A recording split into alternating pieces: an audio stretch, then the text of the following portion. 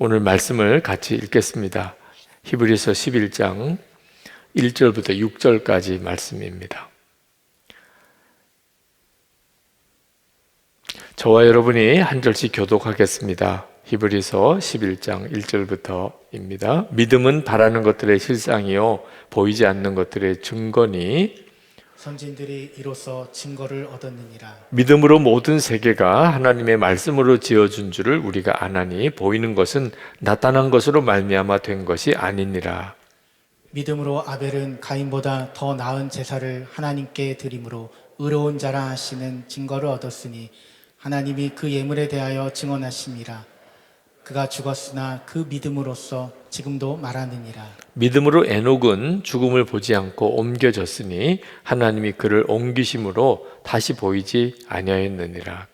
그는 옮겨지기 전에 하나님을 기쁘시게 하는 자라 하는 증거를 받았느니라. 믿음이 없이는 하나님을 기쁘시게 하지 못하나니 하나님께 나아가는 자는 반드시 그가 계신 것과 또한 그가 자기를 찾는 자들에게 상 주시는 이심을 믿어야 할지니라. 아멘. 여러분, 지금이야말로 우리가 하나님을 제대로 믿고 살아가야 할 때, 또 그런 믿음의 훈련을 받아야 될 때입니다. 항상 돌아보면 힘들었다, 어려웠다고 하는 때가 영적으로는 대단히 중요한 의미가 있는 때입니다. 개인적으로 힘들고 어려운 것은 다 제각기 다르지만 지금처럼 우리나라 모든 국민, 전 세계가 동시에 어려움을 겪게 되는 일은 그렇게 흔한 일은 아닙니다. 저는 이런 코로나19로 인해서 지금 겪게 되는 일이 우리나라도 그렇고 전 세계에 하나님이 대단히 중요한 영적인 사건을 일으키시는 그런 어떤 계획이 있다고 그렇게 확신합니다. 저는 바라기는 영적인 대각성이 일어나게 되기를, 하나님의 큰 부흥이 일어나게 되기를 기도하고 있습니다. 여러분들도 기도해 주시기 바랍니다.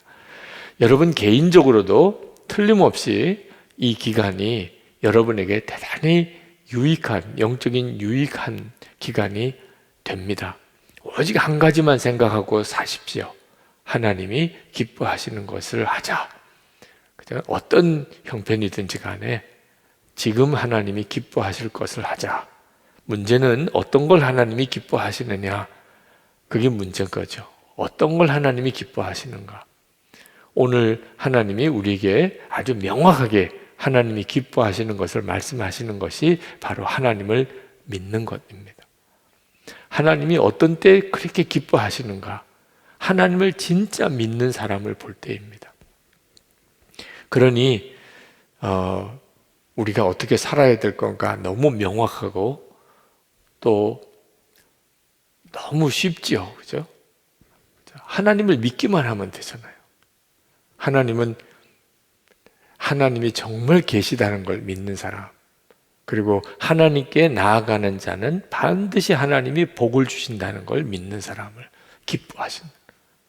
그러니 뭐 힘들 게 뭐가 있어요, 그죠? 하나님이 정말 계시다. 그리고 하나님께 나아가는 자는 반드시 하나님이 복을 주신다. 그걸 믿기만 하면 하나님이 그걸 너무너무 기뻐하신다. 그렇게만 살자는 거예요. 그런데 이렇게 말씀하신 걸 보니까 그게 그렇게 간단한 문제가 아니라는 또 뜻이기도 합니다. 그냥 너무나 자연이 되는 일이라면 하나님이 계시구나 믿는 것, 하나님께 나아가면 반드시 상을 주신다. 이걸 믿는 게 누구나 다 되는 거라면 굳이 이렇게 말씀하실 리가 없죠. 하나님이 이것을 기뻐하신다고 이렇게 말씀하실 것도 없어요. 실제로는 하나님을 믿는다고 하면서도 그 생각이나 말이나 행동이 전혀 하나님이 계신 것을 믿는 사람답지 않게 사는 그리스도인들이 너무너무 많은 것도 현실이에요. 그래서 오늘 우리가 우리의 믿음을 한번 그 점에 대해서 한번 분명하게 돌아보고 또 회복하면 좋겠어요. 내 생각이나 내 말과 행동이 이게 진짜 하나님이 계신 것을 믿는 사람다운가 하는 거예요. 마가복음 2장에 보면 예수님께서 가버나움에 가셔서 어느 집에 들어가서 말씀을 전하실 때 사람이 얼마나 많이 모였는지 중풍병자 사람들이 그 사람을 들것에 싣고 와서 예수님 앞에 데리고 가기를 원했는데 방법이 없는 겁니다. 그래서 그 사람들이 지붕에 올라가서 그 지붕을 뜯었어요. 그리고 예수님 계신 앞에 들것을 달아내리는 일이 있었습니다. 예수님께서 그때 성경에 표현하기를 그들의 믿음을 보시고 그런 말을 하셨어요. 그리고 작은 자야 내 죄 사함을 받았느니라 그렇게 하셔서 그 병자를 고치셨습니다. 그러니까 우리가 하나님을 믿는지 안 믿는지는 눈에 보인다는 겁니다. 믿음은 전적으로 마음으로만 되는 일인 것 같은데 어떤 사람이 믿는지 안 믿는지는 그 누가 알겠어요? 그죠? 그런데 그렇지가 않습니다. 하나님이 정말 기뻐하시는 믿음은 단순히 마음으로만 믿을 수가 없어요. 믿으면 그게 보이게 되어 있습니다. 저 사람이 믿는구나. 믿으니까 그런 행동이 나오게 되게 돼 있다는 겁니다. 그래서 우리의 말이나 행동이 하나님을 기쁘시게 할 수도 있고 하나님을 너무 마음 안타깝게 할 수도 있는 거예요. 우리가 힘들다 어렵다 하는 일이 많지만 이왕이면은 늘 하나님을 기쁘시게 하는 삶을 살면 하나님이 우리의 삶을 얼마나 놀랍게 복되게 하시겠어요.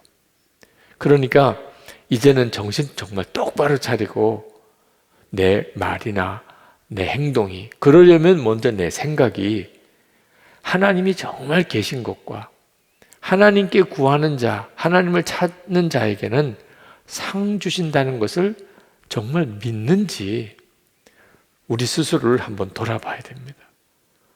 어느 목사님은 아침에 목사님들과 전도사님들과 아침 기도회를 할 때 그때 얼굴 표정들을 이렇게 유심히 보고 몇 분 목사님, 전도사님께는 오늘 그냥 퇴근하시라고 그러신대요. 지금 그 얼굴 가지고 신방 가서 무슨 성도들에게 도움이 되겠네. 얼굴 표정이 믿음이 있는 사람 표정이 아닌 지금 그 얼굴 가지고 다른 교인들에게 무슨 은혜가 되겠냐. 그래서 아침 기도회 시간에 얼굴 표정이 우중충한 사람은 다 보낸대. 집에 돌아가는 분들은 좋겠죠. 출근하자마자 퇴근이에요. 정말 죽을 맛일 것 같아요. 그죠? 그 목사님도 참 대단하신 것 같고 저는 도무지 그렇게는 못할 것 같아요. 근데 그 목사님의 이야기를 듣고 정말 이런 태도가 필요하다. 믿음이 있는지 하나님을 정말 믿는지는 우리의 얼굴 표정에 드러나게 돼 있어요. 하나님을 진짜 믿는데 얼굴은 전혀 믿음 없는 사람처럼 할 수가 없습니다. 참 숨기기가 어려운 게 내 믿음인 거예요. 그러니까 말로는 하나님을 믿는다고 하면서도 분위기는 전혀 하나님을 안 믿는다는 분위기인 사람들이 문제인 거죠. 우리가 그렇지 않은가 한번 돌아봐야 돼요. 저희 집에 딸이 둘인데 아주 두 아이들이 어릴 때 그때 그 자매끼리 싸웠어요. 화해를 시켰죠. 너희들 그렇게 하면 안 된다. 그래서 서로 정말 사랑한다고 고백해라. 그랬더니 이 둘째가 10살 터울이에요. 10살 터울. 근데 둘째가 언니한테 묻더라고. 언니 나 사랑해? 그러니까 언니가 응 하고 대답했어요. 그랬더니 둘째가 하는 이야기가 거봐 사랑 안 한대잖아. 분명히 응 하고 대답을 했어요. 그런데 거봐 사랑 안 한대잖아. 이렇게 말을 한 분위기가 사랑한다면 이런 분위기가 아니라는 거죠. 언니 나 사랑해? 응. 거봐 사랑 안 한대잖아. 이렇게 나오는 거예요. 그러니까 우리 속에 믿음이 진짜 하나님을 믿는 믿음이라면 말이나 행동이나 분위기가 거기에 걸맞게 나온다는 겁니다. 에녹이 하나님을 기쁘시게 하는 자라 하는 증거를 얻었다고 그랬어요. 그래서 에녹이 하나님께서 죽음을 거치지 않고 바로 천국으로 데려갔잖아요. 그러니까 하나님을 기쁘시게 하는 자라는 증거가 있게 돼 있어요. 사람에게는. 그게 믿음인 겁니다. 하나님을 기쁘시게 하는 자다. 우리가 실제로 하나님을 믿지 못하면서 그냥 말로만 하나님을 믿는다고 하는 경우가 스스로 자기가 자기 진짜 모습을 보지 못할 때가 많습니다. 하나님은 아시지만 우리를 보고 너가 나를 믿는구나. 근데 자기 자신은 전혀 그걸 모를 때가 있어요. 이번에 우리가 한번 정말 철저하게 하나님, 제 말과 행동에 하나님을 믿는다는 증거가 있습니까? 하는 것을 정말 깊이 점검해야 합니다. 오늘 그렇게 하셔야 돼요. 김동호 목사님 은퇴하셨습니다만 코스타 때 그분 설교에 제가 참 도전받은 설교가 하나 있습니다. 어느 날 참 존경하고 의지하는 목사님이 설교 중에 쓰러졌다는 소식을 들었어요. 얼마나 마음이 다급하고 안타까운지 즉시 하나님께, 하나님 안 됩니다. 그 목사님 살려주셔야 됩니다. 10년 동안은 그 목사님이 저를 좀 뒤에서 후원해주고 저를 도와주셔야 됩니다. 그런 기도를 하나님 앞에 다급하게 드리는데 기도하면서 아차 하는 마음이 들더래요. 내가 지금 하나님을 믿는 거야? 그 목사님을 믿는 거야? 그래서 기도를 바꿨대요. 하나님, 너무너무 죄송합니다. 제가 하나님을 믿지 않고 그 목사님을 의지하고 있음을 제가 알았습니다. 그 목사님이 쓰러졌다는 이야기를 듣고는 자기 마음이 얼마나 두렵고 다급한지, 그리고 하나님, 이제 제가 그 목사님을 붙잡고 있는 끈을 여기서 끊겠습니다. 이제부터는 제가 하나님만 의지하겠습니다. 그 목사님을 치료해 주시는 것은 중요한 기도이지만 내가 한 10년 동안은 그 목사님의 후원이 더 필요하다는 생각은 포기합니다. 그런 간증을 하시면서 여러분이 진짜 하나님을 믿고 싶다면 여러분이 하나님 말고 의지하는 끈을 다 끊어버리라. 그러면 진짜 하나님을 이제 믿게 된다는 거예요. 근데 우리가 하나님을 믿는다고 하면서도 사실은 인간적으로 사람을 의지하는 끈을 다 붙잡고 있다는 거예요. 그래서 진짜 하나님을 믿는 사람을 찾기가 어렵다는 거예요. 진정한 하나님을 믿는 믿음을 경험하고 살지 못한다는 거죠. 하나님께서 왜 그렇게 기뻐하신다고까지 말씀하시면서 하나님이 정말 계신 것과 그리고 하나님을 찾는 자에게 하나님이 상을 주신다는 것을 믿으라고 하시는지. 지금 우리가 이 어려운 때에 우리 스스로를 돌아보고 그리고 정말 붙잡아야 돼요. 하나님이 기뻐하시는 믿음은 보지 않고 믿는 믿음입니다. 1절 말씀에 믿음은 바라는 것들의 실상이고 보이지 않는 것들의 증거니 선진들이 이로써 증거를 얻었느니라. 우리의 믿음의 선조들은 보이지 않는 것의 증거인 믿음을 가졌다는 겁니다. 이게 참 어려워 보입니다. 우리가 살아가는 동안에 때때로 하나님이 나와 함께 계시다는 느낌이 들 때가 있어요. 또 어떤 때는 안 계시다는 느낌이 들 때가 있습니다. 대부분은 이걸 믿음이라고 생각해요. 하나님이 나와 함께 계신 것 같아. 하나님이 지금 나와 같이 계신 것 같지 않아.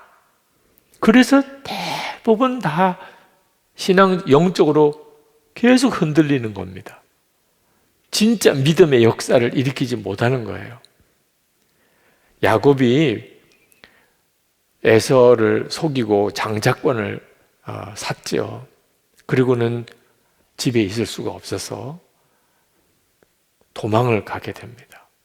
삼촌 라반의 집을 찾아서 가다가 베델이라는 들판에서 거기서 노숙을 하게 되죠. 그 심정이 얼마나 서글프겠습니까? 얼마나 두렵기도 하겠어요. 그런데 거기서 하늘문이 열리고 하나님의 보좌가 보이고 사닥다리가 위에서부터 아래로 내려오고 천사들이 오르락 내리락 하는 놀라운 광경을 보게 됩니다. 하나님을 만난 거죠, 그 자리에서. 그리고 거기서 제단을 쌓고 그가 고백하기를 여호와께서 과연 여기 계시거늘 내가 알지 못하였도다. 이런 고백을 해요.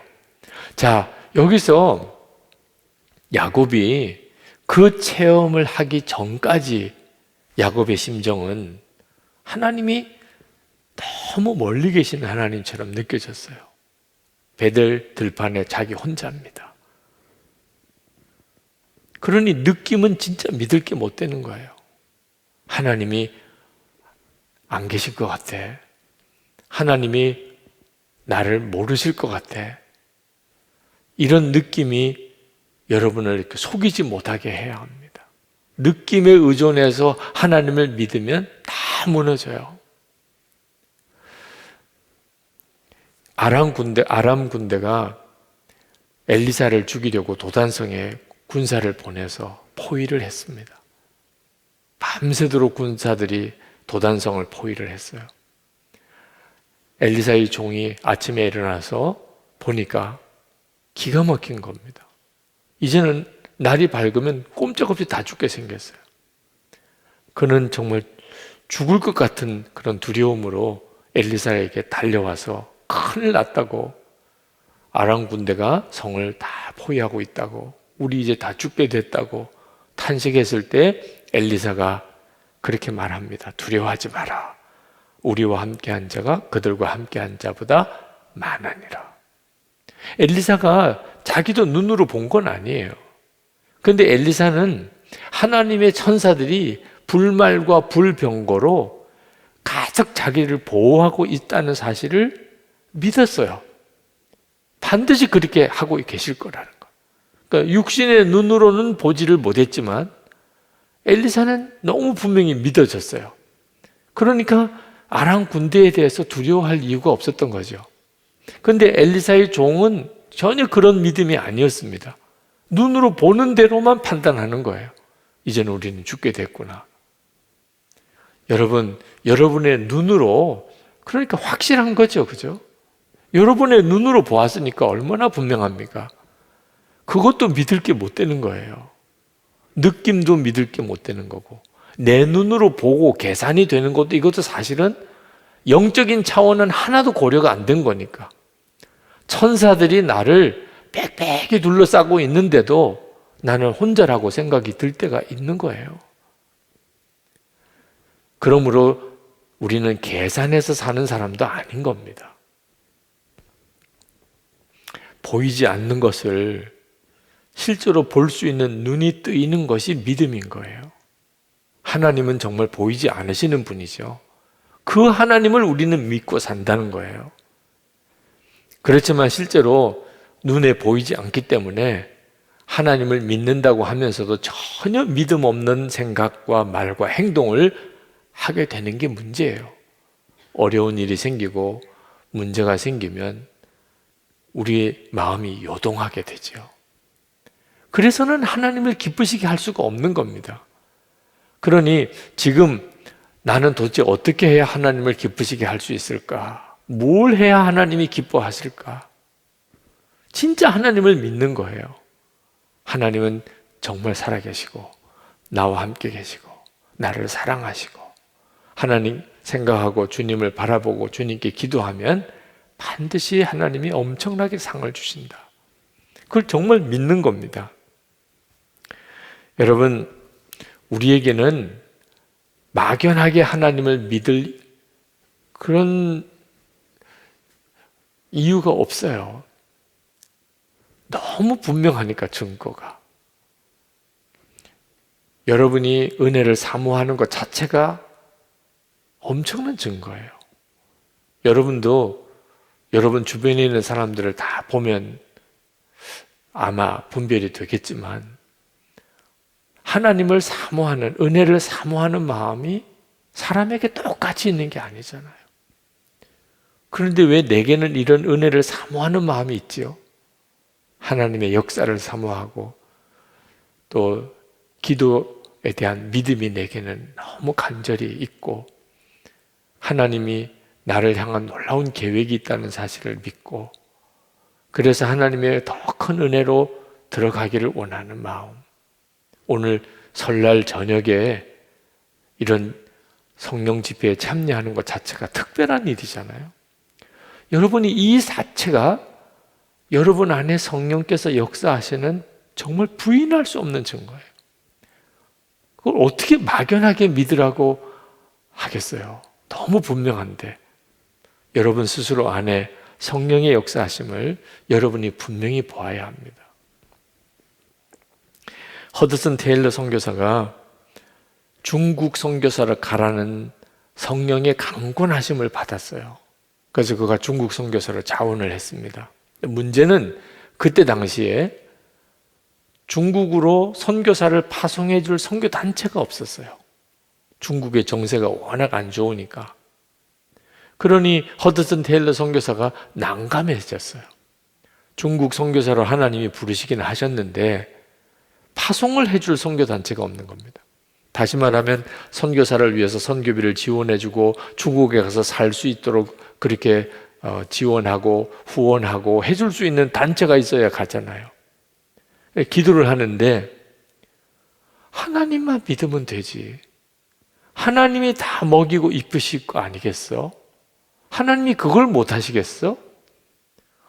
여러분 생각해 보면 너무 정확한 이야기죠.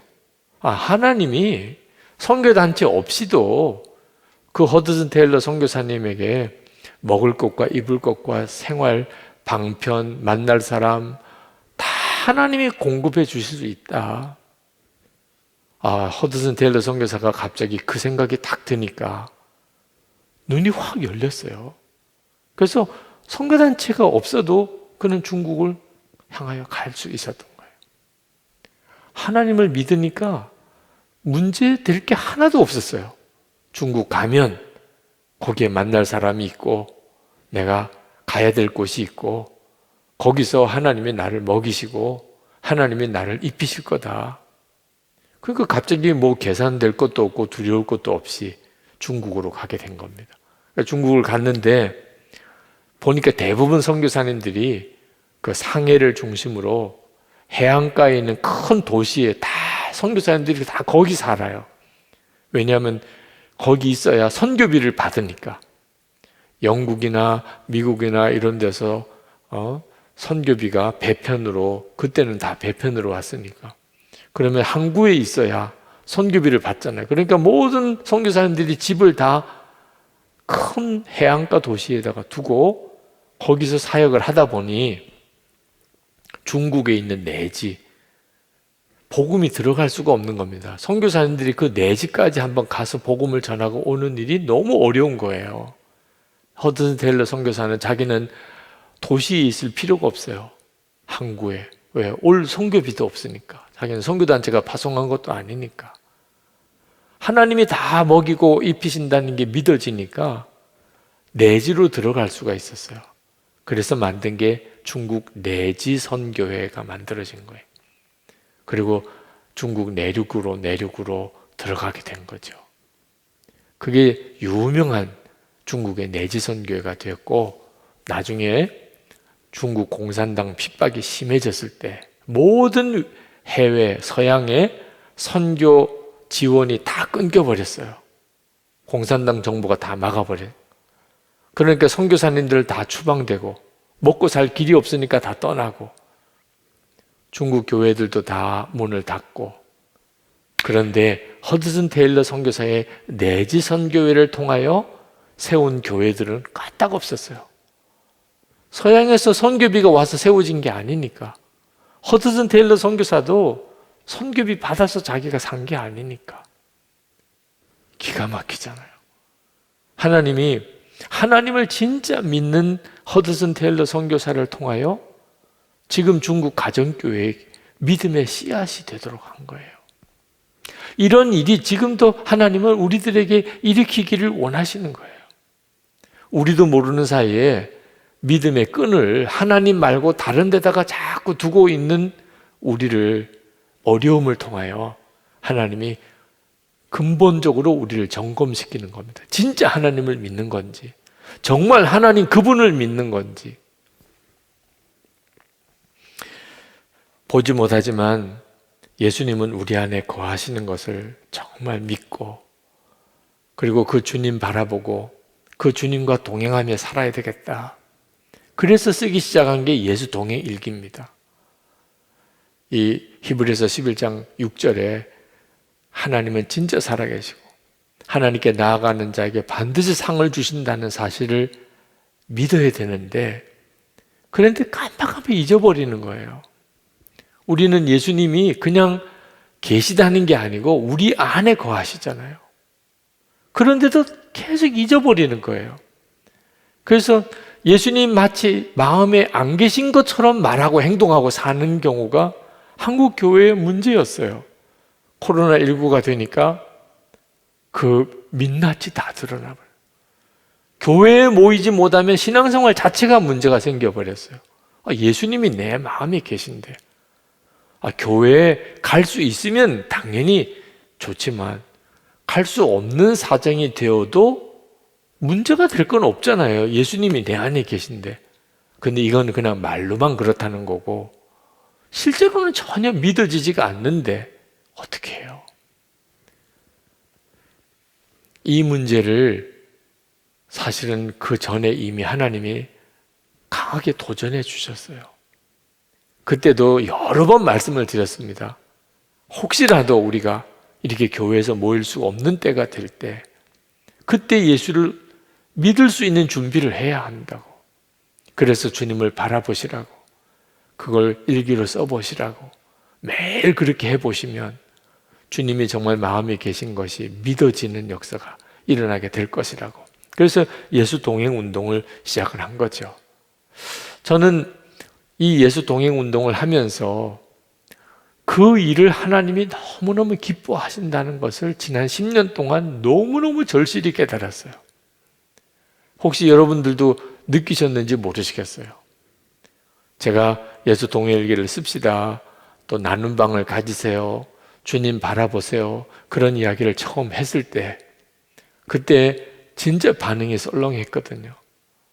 심지어 저를 노려보는 분도 계셨어요. 무슨 일기까지 쓰라고 그러는 거야, 이 교회는 이상한 교회다, 이런 생각하는 분들도 있었다니까요. 그런데 보세요, 10년이 지났습니다. 하나님이 정말 기뻐하시는 일은 처음 시작은 전혀 될 것 같지도 않은 일이 점점 하나님의 역사가 커지잖아요. 주님이 얼마나 정말 주님을 믿고 주님을 바라보고 주님과 동행하는 것을 원하시는지, 그것을 얼마나 기뻐하시는지를 실제로 경험했어요. 예수 동행일기를 쓰면서 주님과 동행하는 일을 어떻게 시작을 하게 됐는가? 2009년 제가 한 달 동안 안식월을 가지게 됐습니다.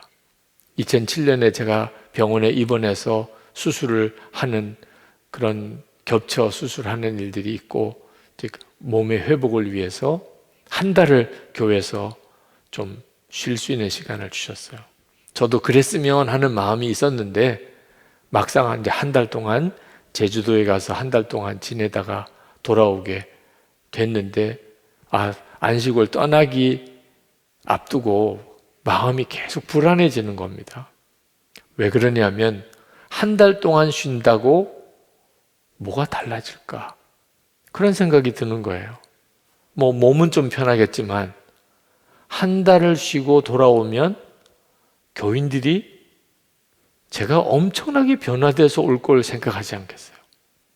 한 달 동안 아무리 제가 생각해 봐도, 그때 제가 책을 많이 읽고 기도도 많이 하고 설교 준비도 많이 하고 그렇게 해도 한 달 뒤에 뭐 불이 떨어지는 설교를 할 자신이 없더라고. 괜히 한 달 쉬었다고 스트레스만 더 받을 것 같아요. 무슨 책을 읽어야 되나? 한 달 동안에 내가 말씀 준비를 어떻게 해야 되나? 한 달 동안에 기도는 또 얼마나 해야 되나? 그러다가 차라리 안식을 안 가고 힘들다고 하는 게 훨씬 더 편하겠더라. 괜히 한 달 동안 갔다가 한 달 동안 쉬고 한 목사가 뭐 똑같네 이렇게 하는 것보다. 그래서 안 가겠다고 그랬습니다. 안식을 안 가겠다고. 더 힘들 것 같아, 한 달 동안. 그랬더니 안 갈 수도 없게 그냥 장로님들이 또 밀다시피 가라는 거예요. 그때 그 상황에서 하나님이 제 마음속에 터치하신 것이 있었어요. 그때 제가 읽던 책이 하나님의 모략이라고 하는 책인데 달라스 윌러드가 쓴 책입니다. 근데 그 책 속에 이런 부분이 있었어요. 작은 결정권까지 하나님을 의존하라. 하나님은 우리의 작은 결정권까지 하나님께 맡기고 충실한 사람을 찾으신다. 그 사람이 임마누엘 하시는 예수님을 바라보는 사람이다. 그때 제가 안식일 때문에 이렇게 해야 되나 저렇게 해야 되나 고민을 하고 있는 그때 정작 내가 하나님께 지혜를 구하고 어떻게 해야 될까요? 그걸 전혀 하지 않고 이런 고민 저런 고민 또 앞에 안식을 지냈던 사람에 대해서 제가 알아보고 그러고 있었더라고요. 그래서 그때 하나님께 나아가서 기도하기를 시작을 했습니다. 하나님, 제가 한 달 동안 안식일을 가지게 되는데 이 안식일은 어떻게 보내야 합니까? 참 놀랍죠. 그렇게 하나님께 구하고 난 다음에 되어지는 일들이 다 우연의 일치 같지만 다 맥락이 이어지는 거예요. 맥스 루케이두가 쓴 예수님처럼이라는 책을 그 기도 중에 읽었어요. 그 책 속에 이런 내용이 나옵니다. 회사 영업사원의 예를 들면서 하나님을 위하여 일하기를 그만두고 하나님과 함께 일하기를 시작하라. 영업사원 혹시 계신지 모르겠는데요. 영업사원은 어떻게 일하세요? 아침에 출근해서 회사 사장님하고 회의하죠. 그죠? 오늘 어떻게 영업할 건지 회사 방침도 듣고 또 여러 가지 전략도 듣고 그리고 난 다음에 이제 현장으로 나가죠. 영업사원이니까. 그리고 회사 사장님하고는 휴대폰으로 연결은 돼요. 그죠? 뭐 무슨 일이 있으면 보고도 해야 되고 또 지시도 받아야 되고. 그렇지만 이제 하루 종일 나가서 영업하고 그리고 이제 퇴근할 때쯤 와서 들어와서 그날 되어진 일 보고하고 그리고 이제 퇴근하는 식이죠. 그게 보통 영업사원이 하는 형태의 일이에요. 대부분 그리스도인들이 그렇게 한다는 거예요. 하나님, 오늘 하루도 주님 지켜주세요. 오늘 이런 일이 있어요. 저런 일이 있어요. 하나님 도와주세요. 새벽에 기도하고 그리고는 하루 종일 이제 나가서 열심히 일을 해요. 그리고 저녁에 하나님 오늘 하루 어쨌습니다. 보통 영업사원이 사장님하고 관계하는 거 비슷한 패턴으로 한다는 거예요. 그렇게 하면 안 된다는 거예요. 그럼 어떻게 해야 되나? 하나님과 함께 일을 해야 된다. 하나님은 아침에 회의 때 잠깐 만나고 저녁에 또 결산할 때 잠깐 만나는 분이 아니라는 거예요. 하나님하고 함께 현장에서 같이 가는 거예요. 마치 회사로 따지면 사장님하고 같이 가는 거예요. 누구를 만나도 거래처를 만나도 뭐 어디를 가도 사장님은 휴대폰으로 연락하는 분이 아니에요. 같이 가는 거예요. 우리가 신앙생활 할 때 우리는 하나님과 함께 무슨 일이든지 하고 무슨 삶을 살아도 동일하게 하나님과 함께 사는 거지 절대로 하나님을 사장님처럼 생각하면 안 된다. 뭐 그런 식의 비유의 책이에요. 제 마음속에 한 달 동안 하나님과 한 달 동안 그냥 같이 있어야 되겠구나. 너무나 명확해졌어요.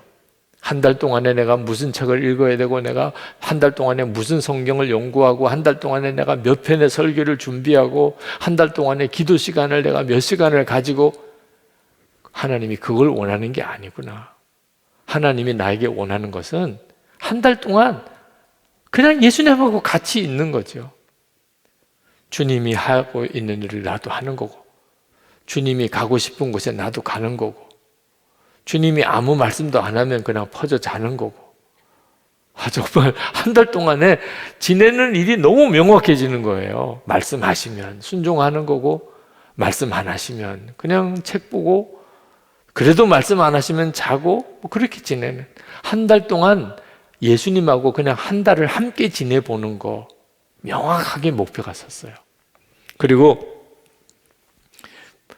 윌러 달라스의 책에 프랭크 루박 선교사가 거기에 기록되어 있는 것이 눈에 딱 들어왔습니다. 프랭크 루박 선교사가 그렇게 살아본 사람이라는 거죠.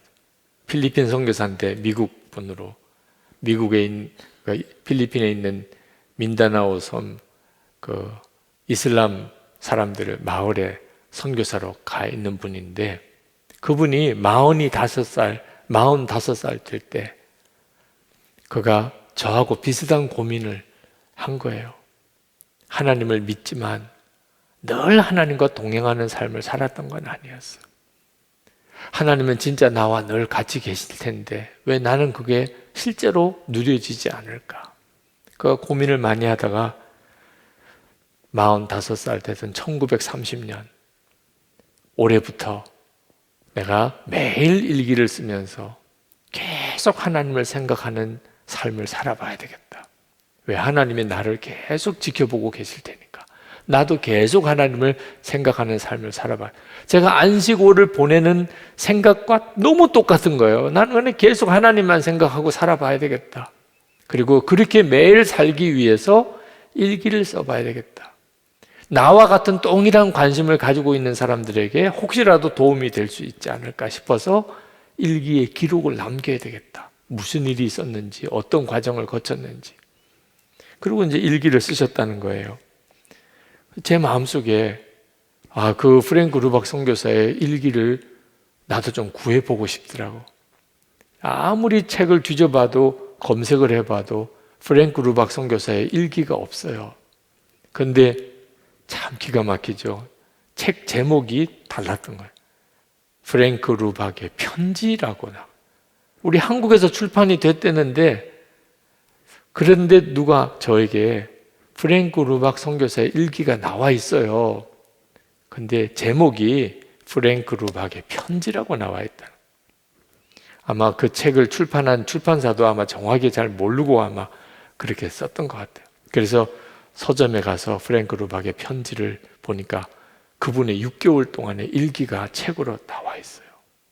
그래서 뭐 그렇게 두껍지도 않아요. 여러분도 아마 사서 보신 분들이 많으실 텐데, 일기를 읽어보니까 1월부터 2월, 3월, 4월, 5월, 제가 그 내용을 알고 읽지 않았다면 아마 그 책을 안 봤을 거예요. 실제로 보니까 1쇄로서 끝났더라고. 안 팔리니까 그냥 책을 사지도 않았다. 그래서 제가 그 책을 가만히 읽어보니까 1월 내용이 다르고 2월 내용이 다르고 3월 내용이 다르고 6개월이 지나서 프랭크 루박 선교사가 주님과 함께 하는 놀라운 기쁨을 고백하고 있는데 깜짝 놀랐어요. 와, 이게 가능한 일이구나. 예수님이 내 안에 거하시는 게 진짜 믿어지고 체험이 되고 예수님과 함께 동행하는 놀라운 삶을 살아지는구나. 그래서 프랭크 루박 선교사가 그렇게 놀라운 일을 하실 수 있었구나. 세계 문명 퇴치 선교회를 만들고 미국의 외교 정책의 자문 역할도 하고 미국에 유일하게 선교사가 우표에 그 인물이 등장한 유일한 분이에요. 이야, 이런 역사가 항상 주님을 바라보며 살았기 때문에 가능한 일이구나.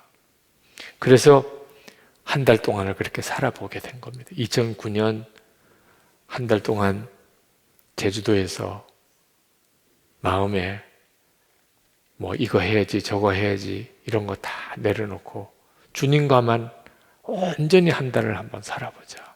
제 아내와 함께 아침에 일어나서 주님, 오늘 하루는 뭐 할까요? 주님, 지금 시간은 뭐 할까요? 주님, 뭘 하기를 기뻐하세요? 주일에 교회를 가야 되는데 어느 교회를 가야 되나요? 제 아내와 함께 주님은 당신에게 뭐라고 그러는 것 같아? 나는 이런 생각이 드는데. 그래서 서로 맞춰서 그러면 우리 오늘 이번 주일에는 이 교회를 가봅시다. 저 교회를 가봅시다. 그리고 저녁에 일기를 썼어요. 한 달을 그렇게 해본 거예요.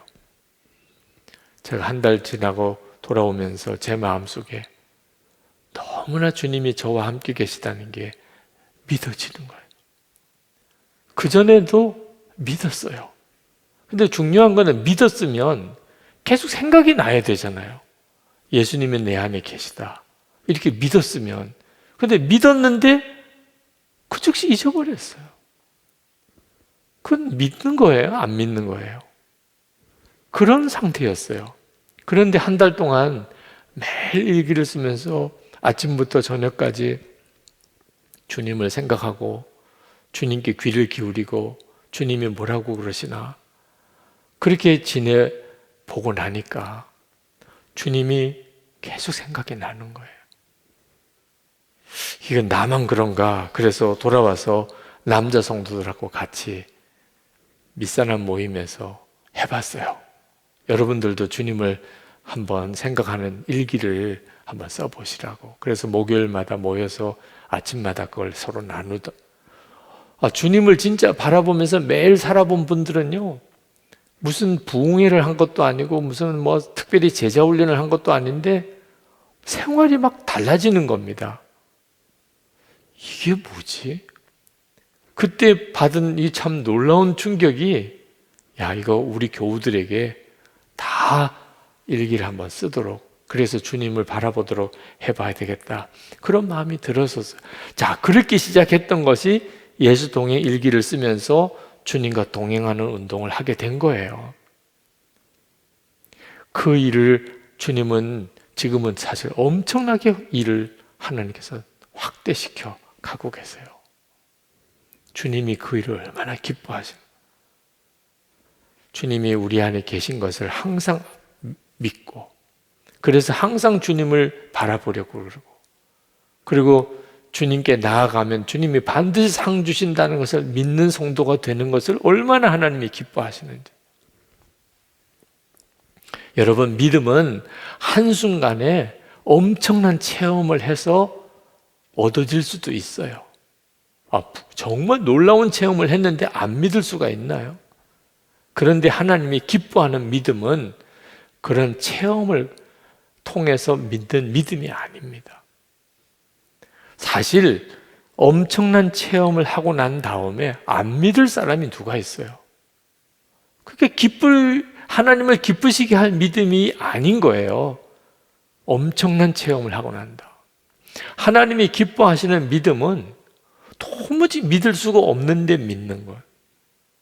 고난 중에서 믿음으로 감사하는 거예요. 도무지 보이지도 않는 하나님을 함께 계시다고 정말 확신하게 되는 거예요. 이런 믿음은요, 꾸준히 주님을 바라보는 삶을 통하여 생기는 거예요. 그래서 예수 동행 일기를 쓰면서 주님을 계속 바라보자고 그렇게 권하는 거예요. 어떤 역사가 일어나고 난 다음에 믿는 것은 누구나 다 믿지요. 어떤 일이 일어나기 전에 믿어지는 믿음은요, 체험을 통해서 믿는 믿음으로는 불가능해요. 체험을 통해 믿는 믿음은 계속해서 눈에 보이면 믿고 안 보이면 안 믿는 거예요. 우리에게 진짜 필요한 믿음, 하나님이 정말 기뻐하는 믿음은 역사가 일어나기 전에 믿어지는 거예요. 보이지 않는데 보는 것처럼 그렇게 믿는 믿음인 거예요. 가장 큰 은혜는요, 이미 받았어요. 십자가죠. 가장 큰 기적은 이미 다 체험을 했어요. 하나님이 여러분에게 주실 가장 놀라운 복은요, 이미 다 받았어요. 십자가의 속죄의 은혜, 하나님의 자녀가 되는 권세 다 받으셨죠? 못 받으신 분이 있나요? 따지 받아가세요. 이미 다 하나님이 주신 거예요. 그러니 무슨 축복을, 무슨 능력을 더 사실 구할 게 뭐 있어요? 하나님이 나에게 주신 은혜, 그 믿음에 근거해서 어려움이 왔지만 두려워하지 않고 하나님이 이 일을 통해 내게 큰 유익을 주실 게 있는 모양이구나. 이런 과정을 통해서 또 내게 하나님이 엄청난 유익을 주시려는 모양이구나. 하나님은 절대로 나를 버리시는 법이 없으시니 하나님은 반드시 놀라운 일을 이루시겠구나. 십자가 하나만 분명히 믿으면 나머지는 저절로 다 믿음이 뒤따라오는 것들이거든요. 여러분이 믿음이 작다고 낙심하지 마시기 바랍니다. 믿음은 정말 꾸준히 변화돼요. 여러분이 할 일은 용서하라 그러면 그냥 용서하고, 사랑하라 그러면 사랑하고, 감사하라 그러면 감사하고, 주라 그러면 주고, 한 걸음씩 주님이 여러분의 마음에 역사하는 대로 순종만 하는 거예요. 그러면 엄청난 믿음의 사람으로 어느 순간에 서게 돼요.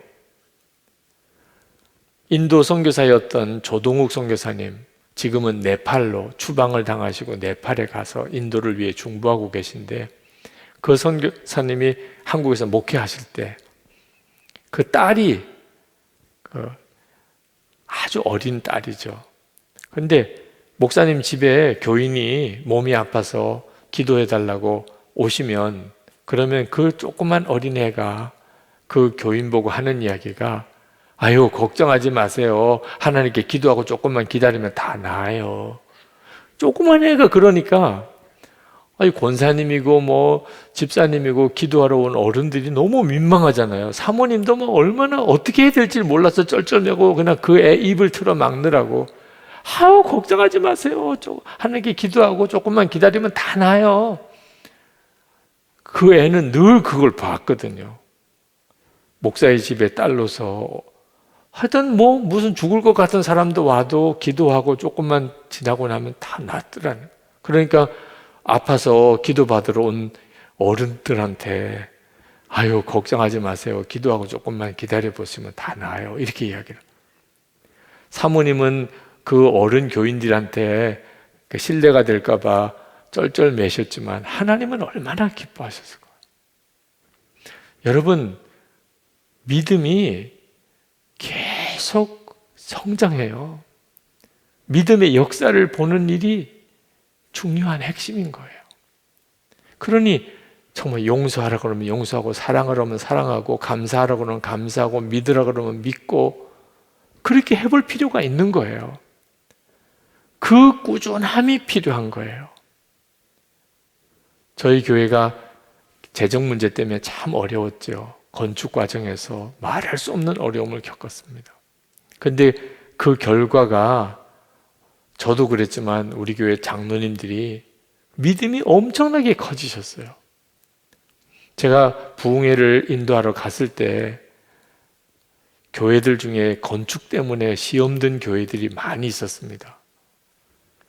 뭐 한쪽에서는 건축을 하자, 한쪽에서는 건축을 하지 말자, 건축하는 중에 뭐 빚이 많고 뭐 또 그것 때문에 또 책임 문제를 따지고, 이런 것 때문에 교회가 많이 시끄러웠어요.